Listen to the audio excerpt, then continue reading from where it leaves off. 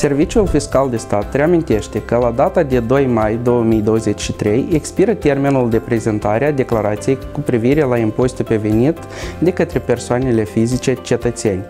În scopul facilitării depunerii declarațiilor cu privire la impozitul pe venit pentru anul precedent, toate direcțiile de servire fiscală din țară activează cu regim special în această perioadă.